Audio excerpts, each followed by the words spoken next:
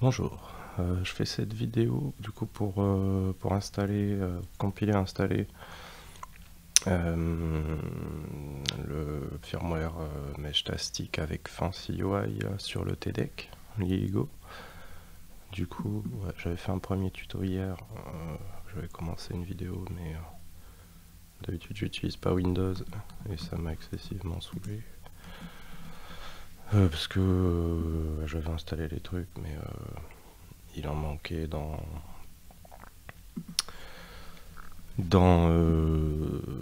il manquait dans le pass là, les exécutables, donc bref, ça m'a saoulé. J'ai fait un autre moyen, donc j'ai fait une image Docker. Donc on va avoir besoin de télécharger Docker, donc bon, vous tapez Docker ou docker.com là, et on va télécharger, dans mon cas c'est la version AMD64 pour Windows. Et puis je vais faire un cut là dès qu'on arrive à la fin du téléchargement. Ok, bon, on est arrivé à la fin de téléchargement de Docker. Donc on clique dessus, on va l'installer. Je peux fermer Firefox. Voilà, je suis sur une vieille machine qui est sur un disque dur pas très rapide. Donc ça va pas forcément être le plus rapide. Ouais, ok. Bon, si vous n'utilisez pas déjà Hyper-V, bon, vous pouvez laisser ça cocher. Moi sur cette machine, c'est une machine de test, il n'y a pas Hyper-V dessus. Donc on s'en fout. C'est un Windows tout neuf là, avec rien installé, j'ai juste mis Firefox. Parce que je préfère. Ouais, on va rajouter le raccourci au bureau. Ok, bon, Docker a terminé. Enfin, l'installation de Docker a terminé. Faut redémarrer Windows. Bon. Ben, ok. Je vais arrêter l'enregistrement et je vais redémarrer du coup. Bon, du coup, je viens de redémarrer. Bon, ça a mis un peu de temps de mon côté parce qu'il avait une grosse mise à jour à faire. On peut voir d'ailleurs qu'il m'a changé mon fond d'écran. Bon, il m'a ajouté ça. Bon, bref. Je vais lancer Docker du coup. Je crois qu'on est obligé d'accepter.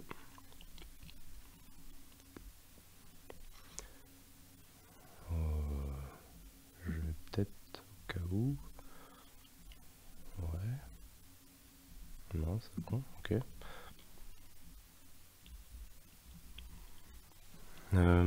Personnel. Ah. Ouais, alors je pense qu'on peut s'en passer. Ok. Je vais essayer de voir si... Je vais ouvrir PowerShell. Hop. Donc Windows PowerShell. Et je vais voir si Docker est inclus dans le pass directement après l'installation. Je l'ai rarement utilisé sur Windows, c'est vrai que... Je sais plus. C'est un peu long. Du coup, je pense que oui. On va voir. Peut-être il est en train de démarrer aussi. Ah, engine stopped. Ouais, il est en train de démarrer, je pense. Du coup, ouais, pas Docker. Non, je sais pas si je vais présenter ça. C'est pas vraiment la cible. C'est un peu hors sujet. Bon, il démarre, a priori. Ah, la commande a répondu. Donc c'est qu'il est bien inclus. Bon, après c'est voilà.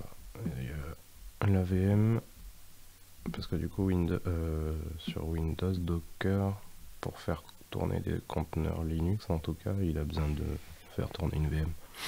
Là ça y est. Mais ouais, c'est un peu long sur mon PC avec son disque dur là. Mais ouais, c'est en train de venir.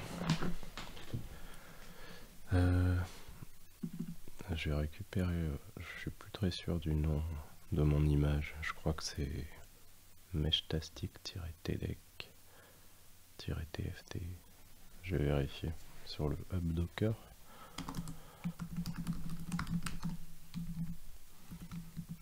Hop.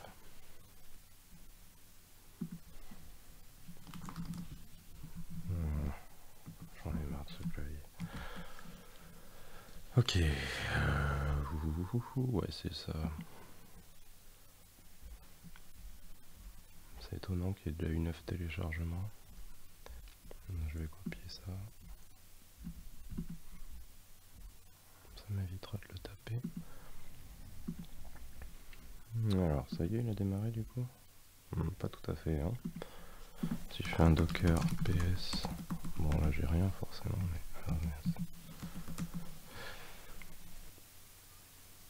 non, ouais, il est pas encore... Faut lui laisser le temps.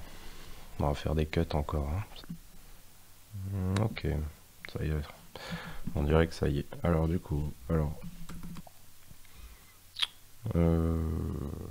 est-ce que...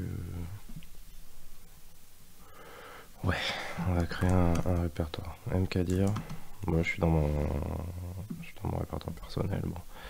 MKDir. Normalement ça devrait marcher avec CMD aussi, mais bon, moi j'ai ouvert PowerShell, ça revient au même. MKDir, on va l'appeler export. Hop, comme dans mon image. Ok, si je fais ls, il doit être... ouais.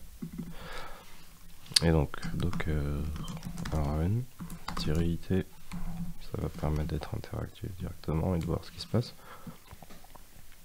On va lui mettre un nom. Comme ça sera facile de le retrouver. Je vais l'appeler tdec. Hop. Donc ça va être le nom du conteneur. Et on va mettre -e pour mettre... non, pardon, -v. J'ai pas encore géré les variables d'environnement pour pouvoir, je pense, le faire plus tard. Pour rajouter sa propre adresse de repository, à la fois pour device UI et aussi pour le firmware Meshtastic, pour pouvoir travailler avec son propre code pour les développeurs. Du coup, là ça va pas nous concerner tout de suite. On va -v, ça va permettre de binder un volume. Donc en l'occurrence, ça va nous permettre d'avoir voilà, notre fichier export, là, enfin notre dossier export que je viens de créer. Il va être synchronisé avec celui qui est dans le conteneur. Je sais pas si le slash il va le prendre bien comme ça. Bon, on va voir. J'ai pas l'habitude d'utiliser Windows. Elle est grosse l'image, elle fait plus de 4 Go. Donc selon votre connexion, ça devrait être un peu long la première fois. Je suis pas sûr de ma commande -v là. Qu'est-ce qu'il dit? Manifeste inconnu. Ça faisait pas ça avant. Ah oui. Ah, parce que j'ai pas publié la latest, c'est pour ça. D'accord. Bon, il faudra que je le fasse. Bon, quand vous le ferez vous, j'ai oublié de faire ça. Comme j'étais, elle a mis longtemps, elle a mis plus d'1 heure à s'uploader l'image. J'étais parti de chez moi et j'ai pas pensé à remettre l'image latest. Donc là, il faut mettre 2 points, voilà, dans mon cas, mais vous n'aurez pas besoin de le faire. Pour l'instant, c'est la version 1.0, il n'y a que celle-là, mais il vaudra mieux ne pas mettre 2 points et utiliser la latest, ce sera directement la dernière. Mais là, je l'ai pas publié, c'est pour ça. Je pense que c'est pour ça. On va voir. Ouais, ça a l'air d'être ça. Donc bon, je vais le laisser, pareil, je vais faire un cut encore, parce que elle fait presque 5 Go l'image, 4,6 je crois. On arrive à la fin. Normalement, bon, si j'ai bien mis mon volume, hein. Alors soyez attentifs là. Après, si je me plante, je vous redonnerai la commande à taper. Si j'ai foiré mon histoire de volume. Bon, on le verra à la fin parce que je copie les fichiers qu'à la fin. Une fois que tout est compilé, s'il n'y a pas d'erreur avant. Là, on voit, pof, il démarre le conteneur, ça y est, et il lance direct la compilation. Il n'a pas perdu de temps. Alors, already up to date. Le premier, c'est le firmware. Il fait un check il fait un git pull. Donc il vérifie s'il n'y a pas des mises à jour qui ont été faites. Un dernier commit sur la branche tdec tft. Et ensuite le deuxième, c'est de device UI. Donc a priori depuis hier, il n'y a pas eu de nouveau commit. Donc pas de nouvelle mise à jour.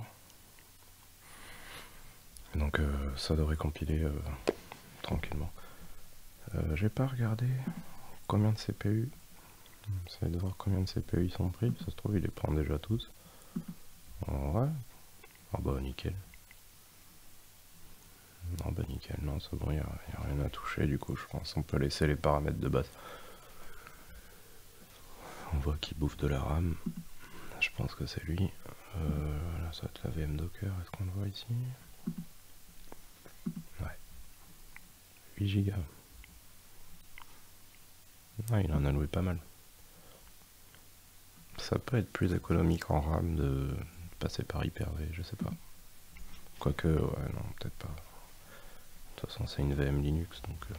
Après, il existe aussi les conteneurs Windows, il faut le basculer en... Il faut basculer le machin en conteneur Windows, je sais même plus où c'est. Peut-être là-dedans, peut-être.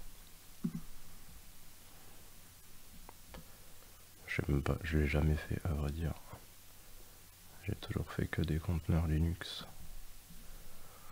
Bon, vous pourrez chercher si ça vous intéresse. Ah, on dirait que c'est déjà la fin, ça n'a pas été très long. En tout cas, ça va plus vite que sur mon vieux portable avec i7 de 2011.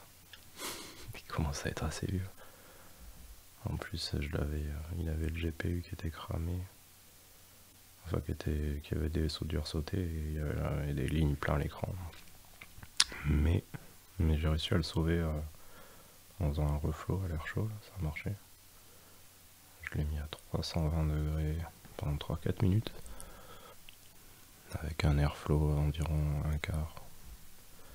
Bah écoutez, ça a l'air pas mal tout ça. Là il a fini son build et normalement il est en train de copier là. Bon, j'ai pas mis trop de écho partout et tout là, on sait pas trop ce qui se passe, mais là il est en train de copier normalement ce qui est dans son répertoire de build. Voilà, ça il a fini. Et théoriquement, si j'ai bien bindé mon répertoire, normalement dans mon utilisateur perso, on va passer par là, c'est utilisateur Joël. Bon, vous ça va dépendre de export. Et là, le firmware, ils sont là. Donc, je vais faire le flashage avec vous. On utilisera le factory.bin et on va supprimer toute la mémoire du TDEC pour être sûr. Alors du coup, je vais utiliser le web flasher. Ouais, c'est vrai que moi, personnellement, j'utilise pas le web flasher, je le fais généralement avec les outils directement en ligne de commande. ESP Tool et compagnie. Du coup, bon, ouais, il faudra utiliser soit, si vous avez peut-être utilisé Chromium, ça marchera direct, mais...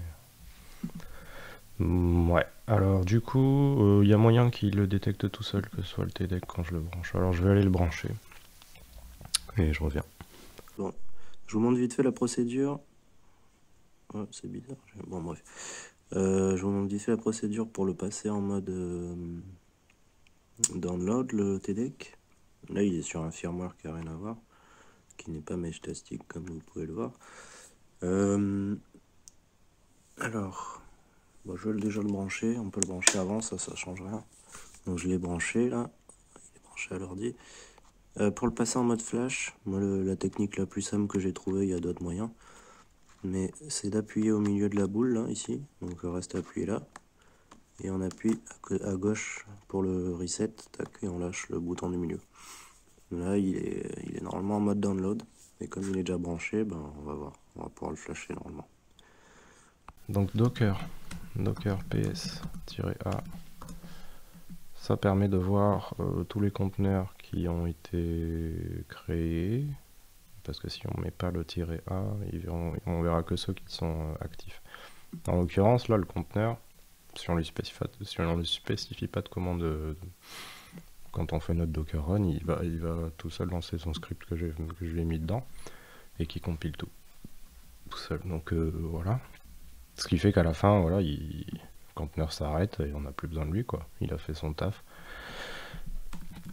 Sauf que voilà, si vous lancez une deuxième fois la commande que je vous ai dit tout à l'heure, surtout avec le -name, notre conteneur existe déjà. Donc ça va pas être la peine de le recréer à chaque fois. Pour info, si vous tapez Docker image, vous allez voir. Voilà. L'image qu'on vient de télécharger, qui fait bien 462 Go, qui a été créé hier. C'était juste voilà. Pour supprimer l'image, si bon, après je sais pas là pour faire un tuto Docker, mais je pense que c'est quand même important de donner ces petites. Pour supprimer l'image, genre, si moi je vais sûrement la mettre à jour là prochainement déjà. Donc si vous avez plusieurs images et que vous voulez en virer une, parce que voilà, vous gardez que la plus récente, faites Docker RMI, vous mettez le conteneur ID là, pardon, l'image ID, RMI pour supprimer l'image.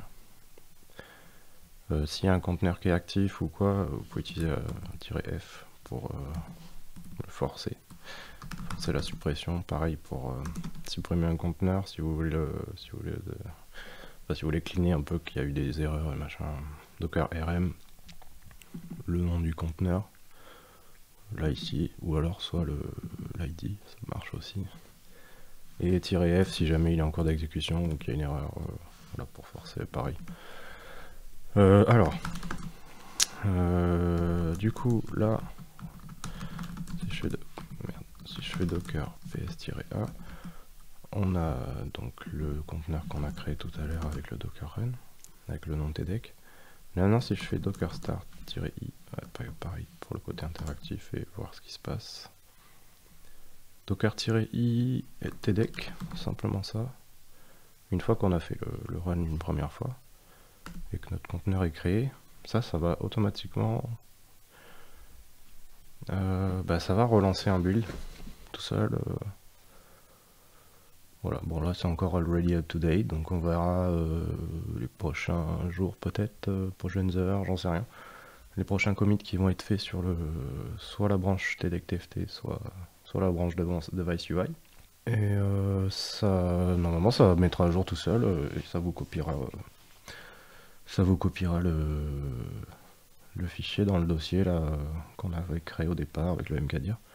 Export. Du coup tout est bon. Voilà, il est reparti pour une deuxième compilation. J'ai pas regardé la première, combien de temps elle avait mis. Ça va, 3 minutes là. Je pense que là la deuxième, elle va être un peu plus rapide, c'est possible.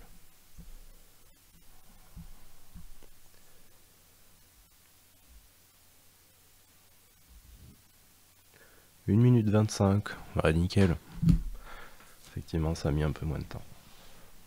Bon, là, si vous avez l'erreur mkdir, c'est pas grave. Je l'ai mis. Dire, c'est parce que j'ai créé ça au cas où on bind pas. Au cas où on bind pas le volume. Il crée quand même le fichier histoire qu'il puisse le copier à la fin. Parce que. Je synchronise pas directement le dossier build. Je crée un nouveau répertoire. Bon là, normalement, si on a fait le -v pour binder le volume, normalement il est déjà dedans, donc il existe déjà, c'est pour ça il affichera toujours cette erreur normalement. J'ouvre Edge, parce que j'ai pas Chrome installé, que moi je préfère Firefox, mais que dans ce cas-là, on va utiliser la méthode la plus simple, c'est-à-dire le WebFlasher Meshtastic. Vous pouvez taper WebFlasher Meshtastic sur Google. Enfin bon, moi j'utilise DuckDuckGo, mais peu importe. Flasher.meshtastic.org pour l'adresse complète directement. Qu'est-ce que j'ai fait là? Alors ça, j'ai pas fait exprès. tdec, on est d'accord. Là, on va faire un premier truc avec le firmware.bin. On l'ouvre, on fait flash, on full erase. Et on envoie le flash après avoir fait la procédure pour le mettre en mode download que je vous ai montré normalement. Et une fois qu'on a fait le full erase and install avec le firmware.factory.bin, on reflashera une deuxième fois le firmware.bin en faisant un update. Parce que la première fois là que j'ai fait le full erase avec juste le factory bin, en fait ça n'a pas suffi. Voilà, on va attendre. Le factory bin il est un peu long à flasher parce qu'il flash toute la partition boot, etc. Pas que firmware.bin. C'est pour ça il y a plusieurs. Ça arrive à 100% plusieurs fois en fait. il flash plusieurs binaires à plusieurs adresses mémoire différentes. Bon, c'est bientôt fini, on a peut-être une dernière étape, voilà. Bon, après c'est vrai que on peut sélectionner une vitesse plus rapide ici pour que ça aille plus vite. Là c'est, je sais pas si c'est le minimum, mais c'est pas rapide, 115 200 beau. On peut monter à 900 et quelques normalement, si la connexion est bonne, ça le fait. Ok, bon, je vais actualiser, c'est peut-être plus simple. Je resélectionne mon TDEC. Là, ensuite je sélectionne, tout à l'heure on a pris le binaire, celui-là, Factory Bin. Là on prend le firmware bin simplement. On fait un flash normal en mode update, pas de erase. Hop. Et là, toujours notre com qui nous intéresse. Il envoie l'update. Et je vais aller checker le résultat. Je vais aller checker le résultat là-bas. Voilà, normalement c'est flashé. Donc si je le reset simplement, il devrait booter sur Meshtastic, dernière version à ce jour là. Voilà, 2.5.21, nickel. Avec le petit truc du départ. Bon, je vais pas... Mais voilà, nickel. On est bien sur le dernier Meshtastic. Parfait. Du coup, bah c'est parfait. C'est nickel. Qu'est-ce que je peux dire d'autre? Je crois qu'on est pas mal. Je vous ai fait une petite présentation de Docker vite fait. J'ai pas vu s'il avait... Ouais, si. On avait relancé une deuxième fois. Et il avait mis moins de temps. Donc là, pareil. Théoriquement, le conteneur, maintenant il est arrêté. Et bien, voilà. Bah, faudra que je teste. Du coup, j'ai pas encore testé ça. Et ça, va falloir que j'attende pour savoir. Quand il va y avoir un prochain commit, donc prochaine mise à jour qu'il y a sur le firmware ou sur lui, sur Fancy UI, ben il va falloir que je regarde, que je teste mon conteneur si c'est bientôt mettre à jour, mais bon, bah, je pense que ça va le faire. De toute façon, il sera à jour, prochainement. Si jamais il y a des problèmes, j'essaierai de le maintenir un petit peu. Ouais, si, ça je l'ai pas dit. Je peux vous montrer où est le Dockerfile si vous voulez participer, me proposer des améliorations ou quoi au conteneur. Là pour l'instant moi il est en mode super basique. Je l'ai fait au plus simple. Joyel 24 sur GitHub, c'est mon... Non. Je suis pas connecté, alors ils sont super limités. GitHub. Joyel 24, GitHub, je vais taper ça. Je vais tomber dessus. Et le projet c'est Meshtastic TDEC TFT. Il n'y a pas encore de readme, il n'y a rien. Mais voilà, Dockerfile est là. Donc il prend une Debian stable, là je lui ai fixé une version histoire que s'il y a des modifs plus tard dans les Debian stables, bah, que ça marche toujours. apt update, donc là il fait un apt update, donc il met ce truc à jour, il installe Git, tout ça, Python pip, Python v1, vdev. Bon ça c'est pour clean un peu s'il y a des trucs à clean. Là j'installe Platformio Core, donc la version minimale de Platformio en ligne de commande, avec ce script là, bon c'est la méthode officielle.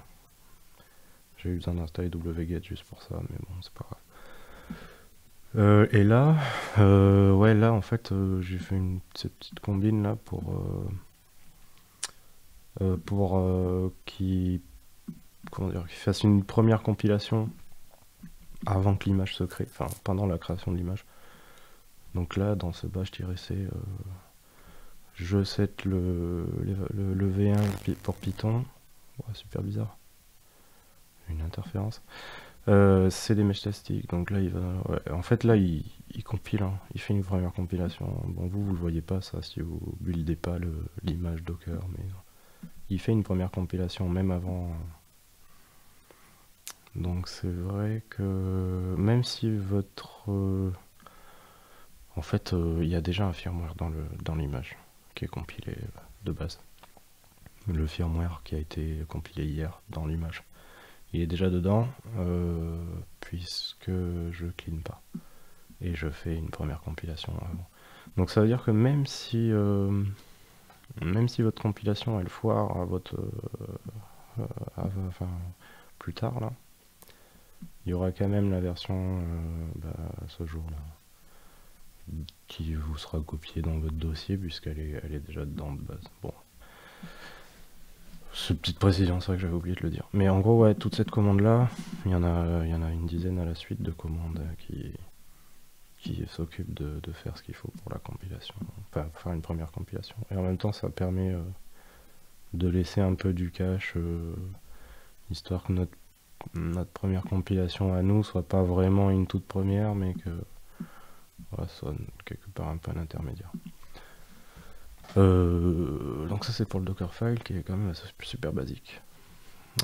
J'ai pas précisé, mais là ici il ajoute le fichier start.h à la racine et entry point, donc ça va être ce qu'on va lancer au démarrage, donc bash et notre script. Et donc le script de démarrage, qu'est-ce qu'il fait? C'est assez simple. Donc il va dans le répertoire meshtastic.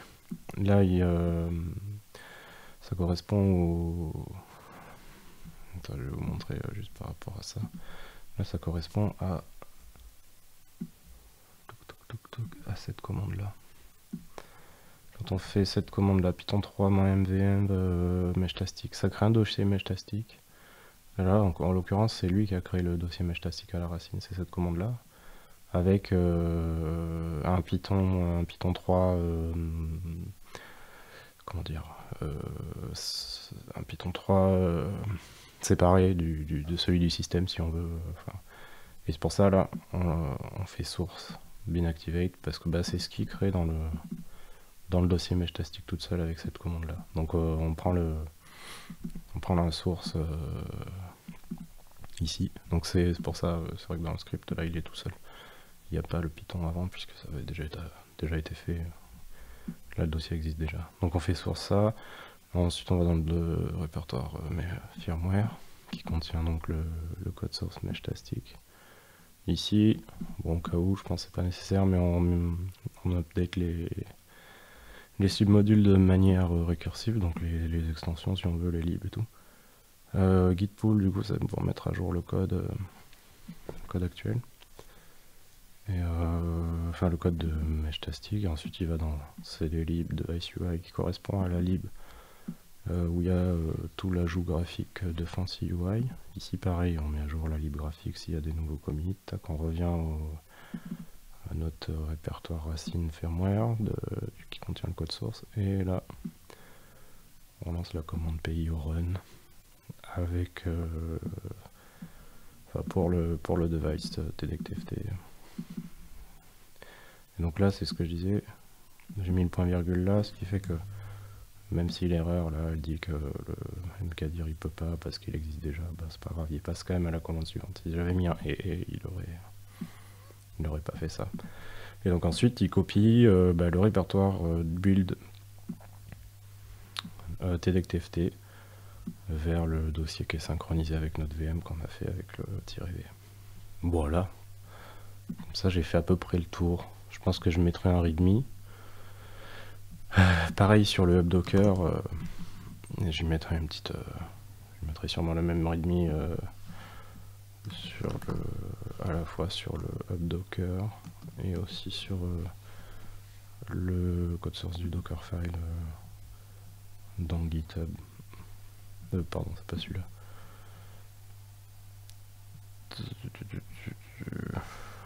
Il est là. Voilà, donc là je l'avais pu juste publier à l'arrache, mais il faudrait que j'y mette un petit info là ici là, histoire de dire, parce que là bon on sait pas trop comment ça marche, même si en soi il n'y a rien à faire et il y a juste à le run en gros. Si tu connais déjà Docker, t'as pas besoin du tuto quoi. T'as juste à rentrer dans le, tu peux pas deviner que c'est le dossier /export, mais t'as juste à rentrer dedans, tu fais copie Docker cp. Je vais pas vous le montrer parce que nous on a synchronisé le dossier avec -v, c'est plus simple comme ça. Dès qu'on lance le conteneur, et ben il mettra à jour notre dossier aussi en même temps. Donc ça c'est nickel. Voilà, bah je vais arrêter la vidéo parce que je crois que ça fait quand même un moment. Et puis va falloir monter cette vidéo et l'uploader. Je vais avoir des cuts à faire. Let's go. Allez, ciao.